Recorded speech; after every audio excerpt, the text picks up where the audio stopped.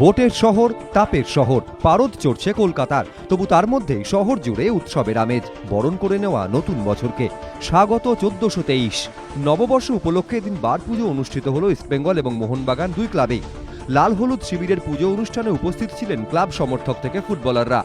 পাশাপাশি এদিন পুরো দমে চলল অনুশীলন। শুক্রবার হোম ম্যাচে স্পোর্টিং ক্লাবের মুখোমুখি লাল হলুদ ব্রিগেড। শেষ হোম ম্যাচ থেকে 3 পয়েন্ট তুলে নেওয়াই লক্ষ্য।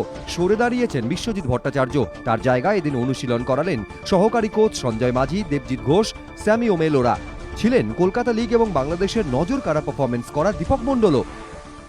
আমি কলকাতা লিগ খেলেছি, বাংলাদেশ ট্যুরে খেলেছি, সব কিছু করেছি, কিন্তু সামাও জানি না ওনার হয়তো কিছু ছিল, কিছু প্রবলেম। এখন দেখি কালকে এরা কী করতে চায়।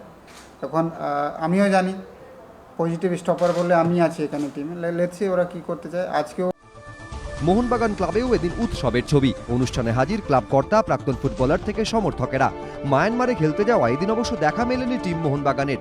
এবছর আই লিগ জয়ের সম্ভাবনা তৈরি হয়েও স্বপ্নভঙ্গ। অতিরিক্ত নডি নির্ভরতায় কি ভোগাচ্ছে সবুজ মেরুনকে? ক্লাব সচিব কিন্তু তা মানতে নারাজ।